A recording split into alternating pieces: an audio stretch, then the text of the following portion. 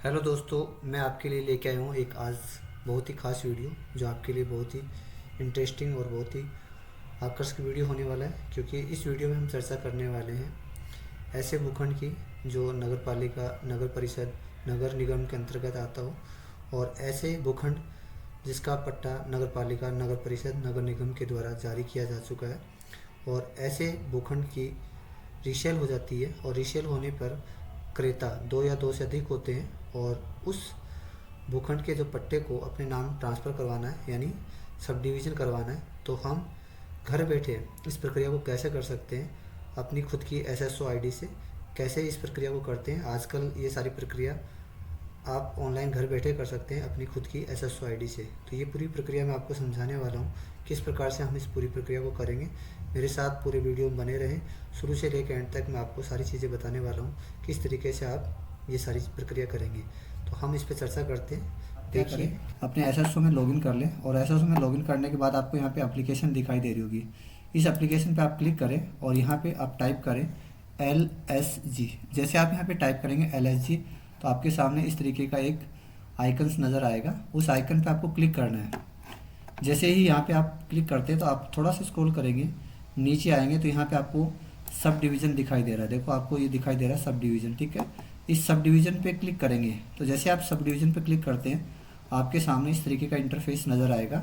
इस इंटरफेस में आप देखोगे यहाँ पे एक न्यू एप्लीकेशन यहाँ पे भी दिखाई दे रहा है, और यहाँ पे भी आप न्यू एप्लीकेशन का आइकन आपको दिखाई दे रहा है। ये प्रक्रिया आप यहाँ से भी कर सकते हो और यहाँ से भी कर सकते हो। आपको बता देता हूँ कि यदि आपने ऑलरेडी कोई आवेदन किया हुआ है तो उसका आपको डिटेल देखना, तो यहाँ पे जो आई का जो आइकन दिया हुआ है इस पर क्लिक करके आप ऐसा कर सकते हैं। लेकिन हमें एक नया आवेदन करना सब डिवीज़न के लिए, तो हम सब डिवीज़न का आवेदन किस प्रकार से कर सकते हैं वो पूरी प्रक्रिया मैं आपको समझाने वाला हूँ। साथियों, पूरा वीडियो आप तसल्ली से देखें। मैं पूरी प्रक्रिया आपको एकदम से ईजी प्रोसेस में, ईजी प्रक्रिया से आपको बताने वाला हूँ।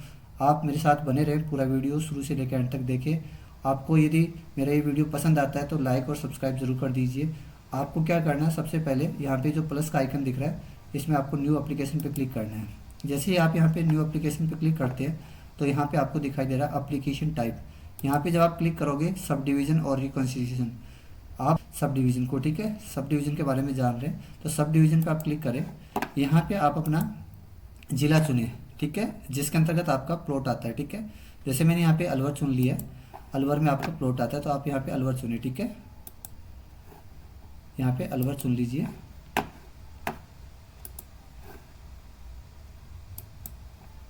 जैसे यहाँ पे अलवर चुनते हैं तो आपका यहाँ पे सेलेक्ट ULB लिखा हुआ है, तो यहाँ पे जाएंगे आपका ULB कौन सा है। देखिए आपका ULB जो भी है वो आप चुन लीजिए। मान लीजिए आप गोविंदगढ़ में आते हैं तो गोविंदगढ़ चुन लीजिए। आपका खेड़ली आता है तो खेड़ली चुन लीजिए। आपका कठूमर आता है तो कठूमर चुन लीजिए। जो भी आपका एरिया आता है, आपका जो ULB नगर पालिका, नगर परिषद जो भी लगता है आप उसको चुनाव कीजिए।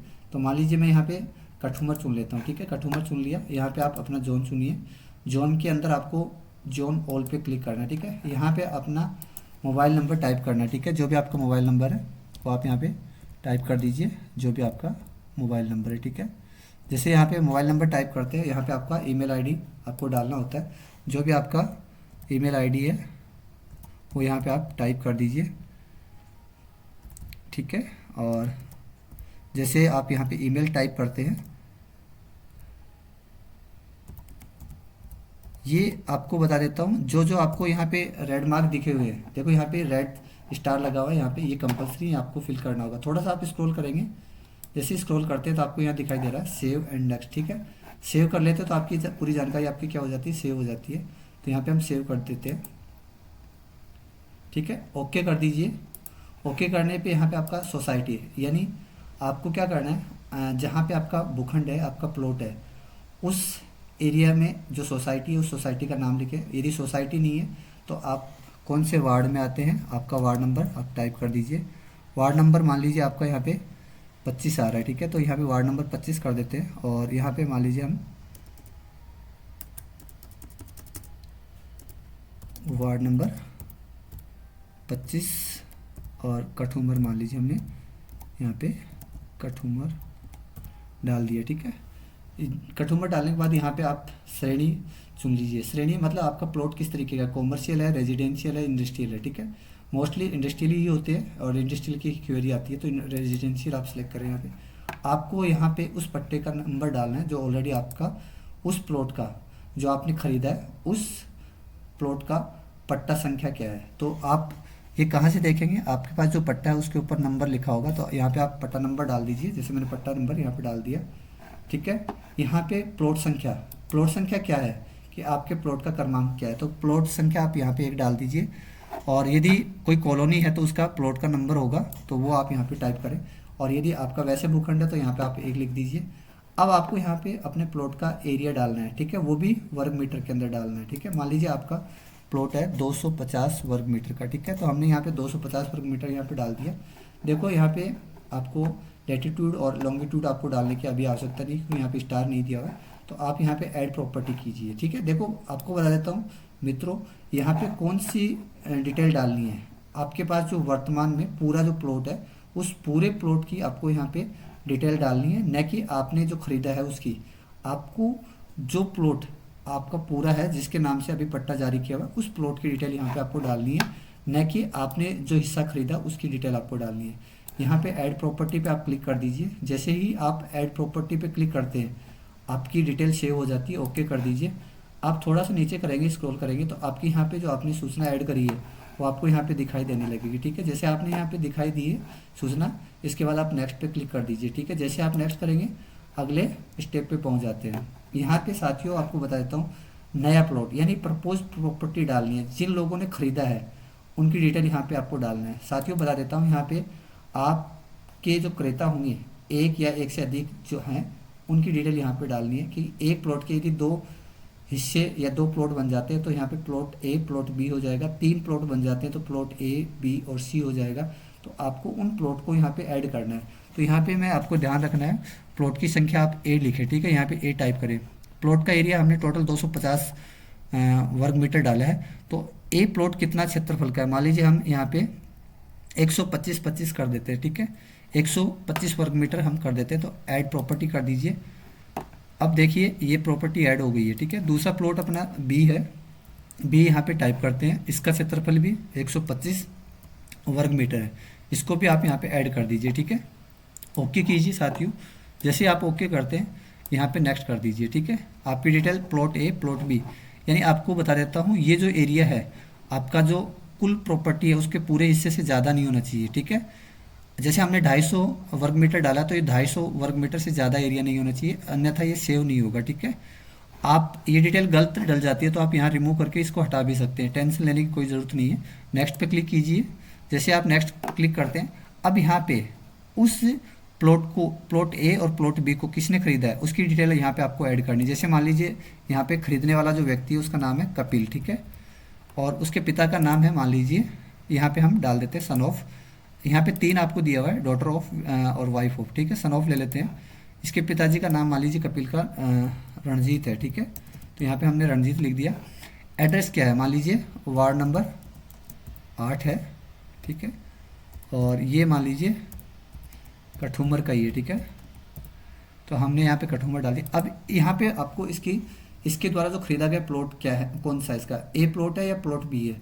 प्लॉट ए है तो प्लॉट ए पे आप सेलेक्ट करें, प्लॉट बी है कपिल का तो वो प्लॉट बी सेलेक्ट करें। तो अब आपको होगा सर ये डिटेल हमें कहाँ से मिलेगी, जब आप इस प्लॉट को खरीदेंगे तो आप इसके लिए एक नक्शा तैयार करवाएंगे और उस नक्शे के अंदर ये सारी डिटेल दी होगी और वहाँ से आप देख लीजिए, ठीक है। प्लॉट ए यानी सब डिवीज़न का आप जब नक्शा बनवाएंगे उस नक्शे के अंदर सारी डिटेल होगी। तो प्लॉट ए मान लो कपिल ने खरीदा है, तो यहाँ पे हम प्लॉट ए चुन लेते हैं।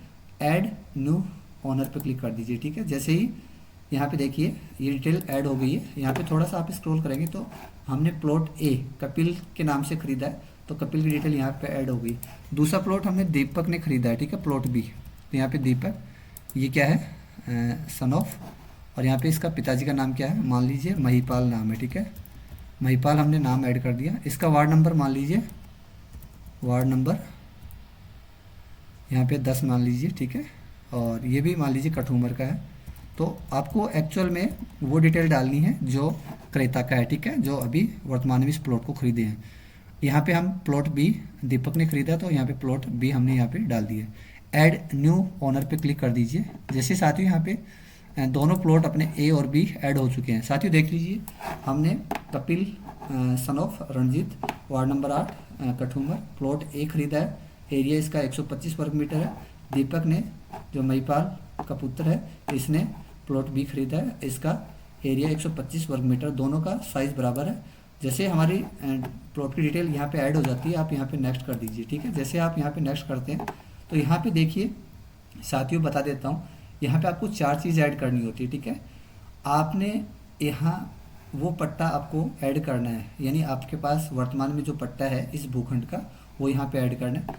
यहाँ पे आपके भूखंड का जो वर्तमान में भूखंड है उसका जो पहले पट्टे के साथ में आपने जो नक्शा लगाया था वो नक्शा आपको यहाँ पे लगाना है। साथ में यहाँ पे आपने सब डिवीज़न का जो लेआउट आपने बनवाया है आपके नक्शा नवीस से, वो आपको यहाँ पे ऐड करना है। और यहाँ पे अन्य आपको डॉक्यूमेंट जैसे आपकी रजिस्ट्री वगैरह है वो यहाँ पे ऐड कर दीजिए बारी बारी से। देखिए साथियों, मैं यहाँ पे क्लिक करता हूँ और यहाँ पे क्लिक करने के बाद अपना जहाँ पर आपने अपने इन PDF को सेव किया हुआ है उस PDF को आप ओपन कर लीजिए। जैसे मैं यहाँ पे अपने को क्या पूछा है वो आप देख लीजिए। सबसे पहले अपने को पट्टा यहाँ पे पट्टा डालना है, ठीक है। तो पट्टा यहाँ पे हम क्लिक करते हैं पट्टे पे और ओपन कर देते हैं।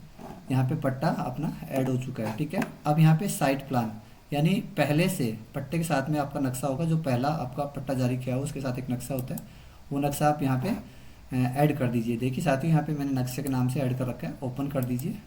यहाँ पे ये भी हो गया।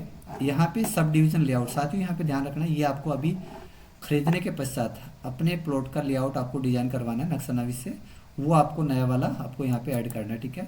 तो यहाँ पे हमने यहाँ पे ये वाला सेलेक्ट कर लेते हैं जो आपका नया लेआउट है, ठीक है, वर्तमान का सब डिवीज़न का, वो आपको यहाँ पे चुनना है। यहाँ पे साथियों बता देता हूँ, आपको अपनी रजिस्ट्री वगैरह है और अपना एक एप्लीकेशन आपको यहाँ पे अटैच करनी होती है, ठीक है। यहाँ पे अदर डॉक्यूमेंट्स के नाम से हमने ऐड किया हुआ है। अब ये सारे डॉक्यूमेंट्स आपने अटैच कर दिए। अटैच करने के बाद यहाँ पे अपलोड दिया हुआ है, ठीक है। अपलोड करेंगे, जैसे यहाँ पे अपलोड हो जाता है, आप थोड़ा समय लेगा। अपलोड होने के बाद आपको यहाँ पे ओके का निशान दिखेगा। जैसे साथियों यहाँ पे ओके का निशान दिखेगा, आपको यहाँ पे क्या करना है, यहाँ पे एक चेक मार्क लगाना होता है, ठीक है। आपको यहाँ पे चेक मार्क लगाना है और चेक मार्क लगा के आपको सबमिट कर देना है।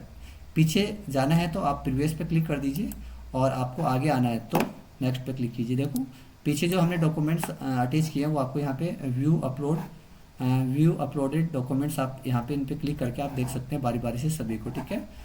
यदि आपके डॉक्यूमेंट सही हैं तो आप नेक्स्ट कर दीजिए, अदरवाइज आपको चेंज करना है तो पुनः यहाँ पे जाके आप दोबारा अटैच कर लीजिए, ठीक है।